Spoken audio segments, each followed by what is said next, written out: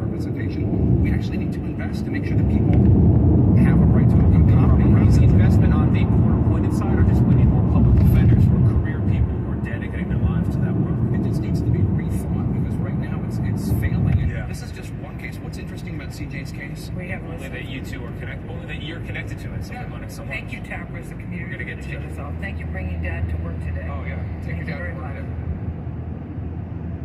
CBS News Brief. It was a tense afternoon and evening in a major city in North Carolina. Governor Roy Cooper. The nightmare of every community is coming to life.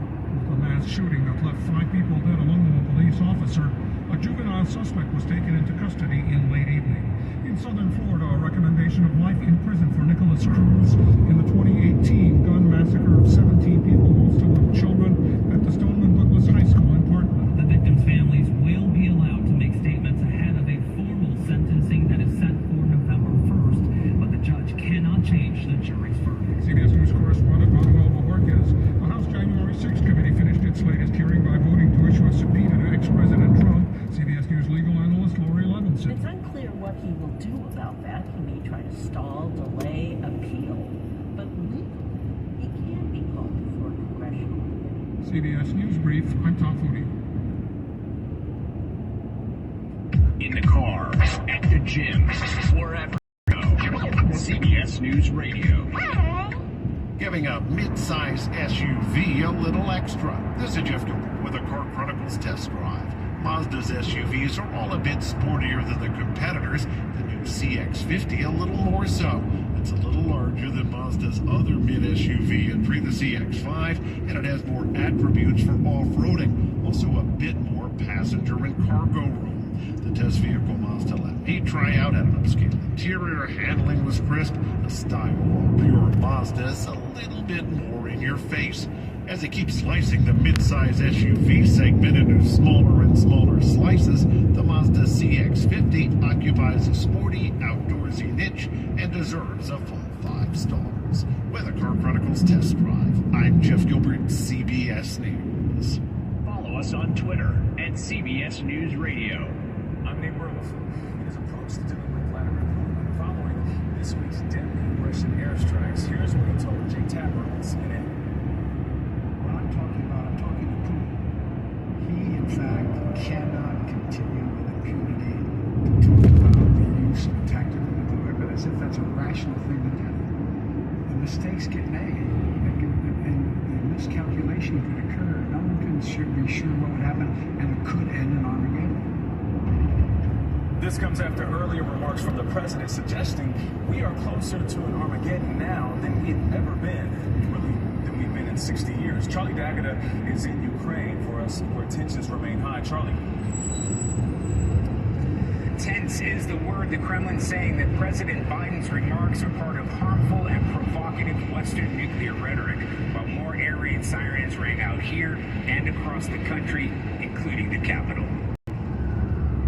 Following days of Russian aerial bombardment on a scale unseen since the start of the war here, spreading not just destruction but terror across the country, Ukrainian President Volodymyr Zelensky implored the leaders of the G7 for help against aerial attacks. When Ukraine receives a sufficient quantity of modern and effective air defense systems, he said, the key element of Russia's terror, rocket strikes, will cease to work. An assault that has also seen the increasing use of these Iranian-made Shahed-36 kamikaze on Iranian state TV. The dramatic retaliatory escalation after the explosion that struck the Crimean Bridge coincided with Putin's promotion of a new hardline commander, Sergei Surovikin, formerly the commander of Russia's Air Force, known as General Armageddon, gained notoriety for the ruthless campaign in Syria, flattening civilian areas while in charge of Russian forces in support of the Assad regime. Now in charge of turning the tide for Russian troops who are facing crushing defeats on the front line. The Ukrainian Defense Ministry announced the recapture of 5 more villages in Kherson, where we saw how Russian troops have been overwhelmed by Ukrainian tactics and firepower. Ukrainian forces don't want us to reveal their defensive position for obvious security reasons, but I can tell you we've seen well-armed soldiers dug in everywhere. Armored personnel carriers, tanks, heavy artillery, rocket launchers. It's not just about recapturing this territory, but holding it. Kherson was the first major city to fall to Russia in the initial invasion. A retreat from the strategic port city in the south would deliver the most humiliating defeat of the war. Not something Russia will give up without a fight or further retaliation. Russian intelligence services said 8 people have been arrested in connection with the blast on the bridge, accused of working with Ukrainian agents. Ukraine has not claimed responsibility for the attack. Tony. Be a part of our network. Visit us at CBS on Facebook. I'm Larry Magid with the Connect Safely report. As you may have heard, Meta, the company formerly known as Facebook, has introduced a new Quest Pro virtual reality headset. The Quest Pro will cost $1,500 compared to the $400 Quest 2, which is the one I use and the one that will remain a mainstream product. Virtual reality experiences can be great, especially if you like being immersed in a 360-degree three-dimensional world. But people who use VR headsets report getting nauseous.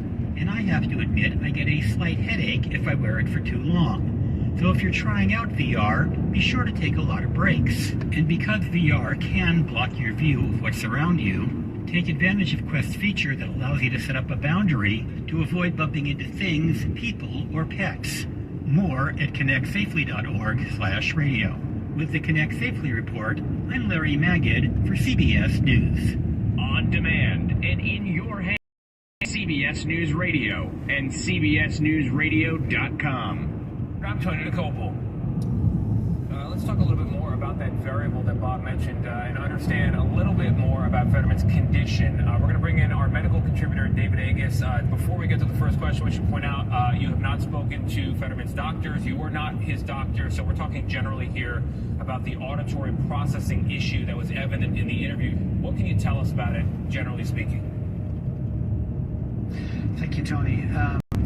Fetterman had an irregular heart rhythm called atrial fibrillation, where his atrium didn't contract all the way and was beating very quickly. And what happened is a blood clot happened there and traveled to the brain. Where it went in the brain, it blocked blood and oxygen from getting in, and that causes damage in the brain. This area was involved in auditory processing, that is taking words or sounds and converting them to words that the brain can understand. So he can't make that conversion well. Most of the recovery after a stroke happens in the first 3 months or so. He's at month 5. Can more recovery happen? It's certainly possible, but it's certainly not guaranteed. So where would you say he is in the recovery process, and how long might it take before we know for certain whether this goes away or doesn't? Well, we know he's made significant recovery, right? His wife noticed that his face was drooping, and there are other issues, much of which have resolved, which is fantastic for him. At the same time, he still has this auditory processing that was evident by having to use this teleprompter, or this being able to convert words into letters that he can read. So his graphical processing, the eye processing, is perfect. The problem is that auditory processing, and getting full recovery 5 months out doesn't happen in many cases. And so he may be reliant on these devices that convert words into graphical elements, or something he can see and be able to translate in his brain. And so this may be with him for a lifetime, but we just don't know. Yeah, and it'll be up to voters to decide whether that's significant or not. As Bob Costa put it, it's a variable. Dr. David Agus, thank you very much. When you need to know, turn to CBS News Radio.